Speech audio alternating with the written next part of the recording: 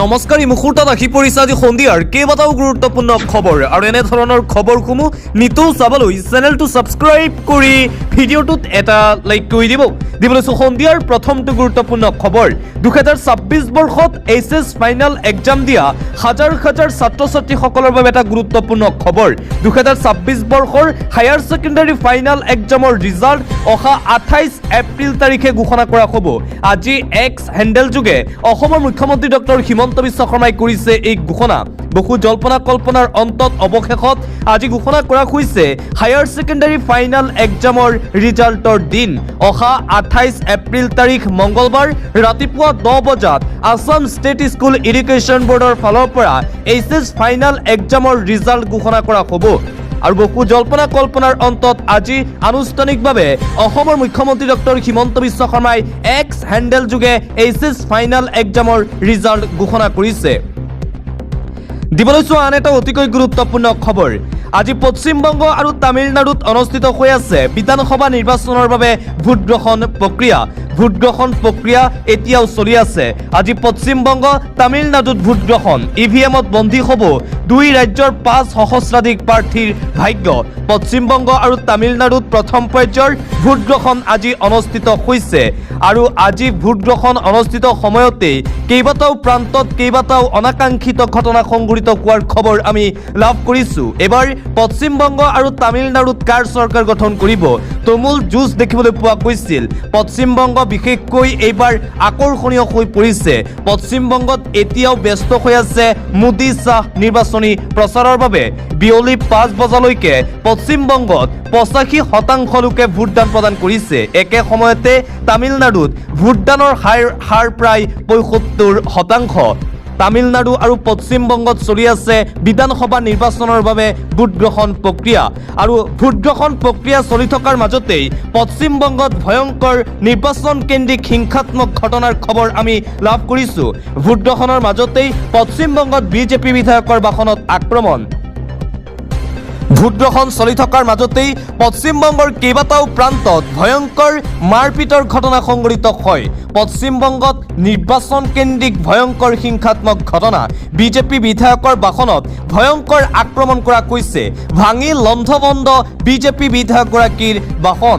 দক্ষিণ বিধায়িকা তথা প্ৰাৰ্থী অগ্নিমিত্ৰ পালৰ বাহনত আক্ৰমণ।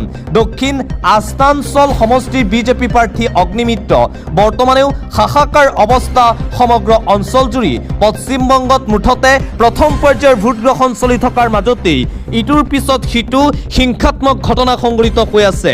তৃণমূল কংগ্ৰেছ আৰু বিজেপি নেতাকৰ্মীসকলৰ মাজত প্ৰচণ্ড মাৰপিটৰ সূত্ৰপাত হৈছে আজিৰ দিনটোত। বিশেষকৈ প্ৰত্যেক বছৰে পশ্চিমবংগত নিৰ্বাচনৰ সময়ত নিৰ্বাচন কেন্দ্ৰিক হিংসাত্মক ঘটনা বৃদ্ধি পায় আৰু তাৰ ব্যতিক্ৰম নহয়। এইবাৰো দেখিবলৈ পোৱা গৈছে এনে ঘটনা।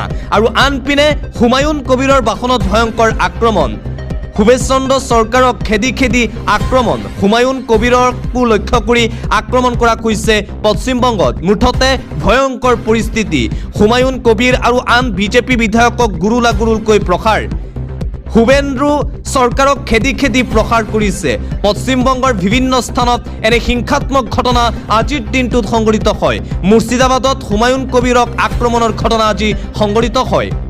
অন্য এটা খবৰ নাক কাণ কাটিলে প্ৰাক্তন বিজেপি বিধায়কে। পশ্চিমবংগত টকা বিলাবলৈ গৈ আটক বৰখলাৰ বিজেপি প্ৰাৰ্থী কিশোৰ নাথ। নাক কাণ কাটিলে অসমৰ প্ৰাক্তন বিজেপি বিধায়কে। পশ্চিমবংগত টকা বিলাবলৈ গৈ আটক বৰখলাৰ বিজেপি প্ৰাৰ্থী কিশোৰ নাথ। টকাসহ আৰক্ষীৰ জালত অসমৰ প্ৰাক্তন বিজেপি বিধায়ক। নিশাৰ এন্ধাৰৰ সুযোগ লৈ টকা বিলোৱাৰ এই অভিযোগ বিজেপি নেতাগৰাকীৰ বিৰুদ্ধে। কনকনগৰ অঞ্চলত সংঘটিত হৈছে এই ঘটনা। নিৰ্বাচনী আচৰণ বিধি উলংঘা কৰাৰ গুৰুতৰ অভিযোগ উত্থাপন। সিংগলগঞ্জ আৰক্ষীয়ে ইতিমধ্যে আটক কৰিছে কিশোৰ নাথক। কিশোৰ নাথৰ বিৰুদ্ধে বিস্ফোৰক অভিযোগ তৃণমূল কংগ্ৰেছৰ। এজন ভোটাৰক দিছিল 5,000কৈ টকা। বৃহৎ টকাৰ লেনদেন। টকা লোৱা ভোটাৰে বিস্ফোৰক স্বীকাৰোক্তি প্ৰদান কৰিছে। কিশোৰ নাথৰ লগতে আটক স্থানীয় বিজেপি নেতা তৰুণ মণ্ডল। আৰক্ষীয়ে ইতিমধ্যে জব্দ কৰিছে এখন বাহনো বিজেপি বিধায়কগৰাকীৰ।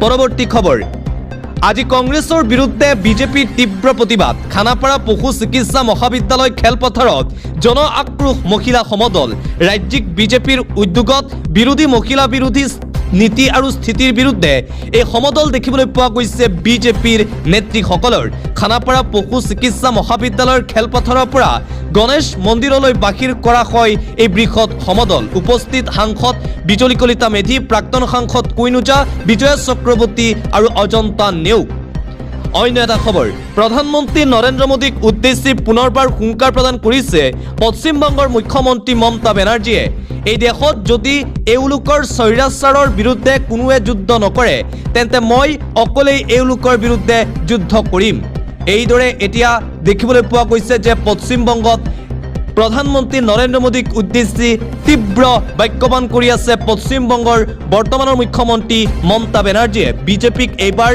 পশ্চিমবংগৰ পৰা চিৰবিদায় দিয়া হ'ব বুলি মন্তব্য মমতা বেনাৰ্জীৰ অন্য এটা খবৰ আৰু জালমুড়ি বিতৰ্কৰ মাজতেই জালমুড়ি বিতৰ্কক লৈ মুখ খুলিছে প্ৰধানমন্ত্ৰী নৰেন্দ্ৰ মোদীয়ে জালমুড়ি মই খালো জাল তৃণমূল কংগ্ৰেছৰ লাগিল বহুত হ'ল আৰু নোৱাৰি 15 বছৰ পূৰ্বে বাওপন্থীৰ বিৰুদ্ধে বিকল বজাইছিল বাঙালীসকলে এতিয়া যুদ্ধ কৰিছে আজি 15 বছৰৰ পাছত তৃণমূলৰ বিৰুদ্ধে শংখ বজাইছে বাঙালীসকলে এইবাৰ নিৰ্বাচন মোদীয়ে খেলা নাই এইবাৰ নিৰ্বাচন খেলিছে বাংলাৰ সৰ্বসাধাৰণ জনতাই তৃণমূল যাবই সিন্ডিকেট আৰু চলিবলৈ দিয়া নহ'ব পশ্চিমবংগৰ পৰা এইবাৰ মমতা বেনাৰ্জী আৰু তৃণমূল কংগ্ৰেছক বিদায় দিয়া হ'ব তৃণমূল কংগ্ৰেছৰ গুণ্ডাগিৰিও বন্ধ হ'ব হুংকাৰ প্ৰদান কৰিছে ভাৰতৰ প্ৰধানমন্ত্ৰী নৰেন্দ্ৰ মোদীয়ে এটা ব্ৰেকিং নিউজ অৱশেষত সুপ্ৰিম কোৰ্টত প্ৰধানমন্ত্ৰী নৰেন্দ্ৰ মোদীৰ বিৰুদ্ধে গোচৰ দুখনকৈ ৰাজ্যত নিৰ্বাচন প্ৰক্ৰিয়া চলি থকাৰ মাজত 18 এপ্ৰিলত প্ৰধানমন্ত্ৰী নৰেন্দ্ৰ মোদীয়ে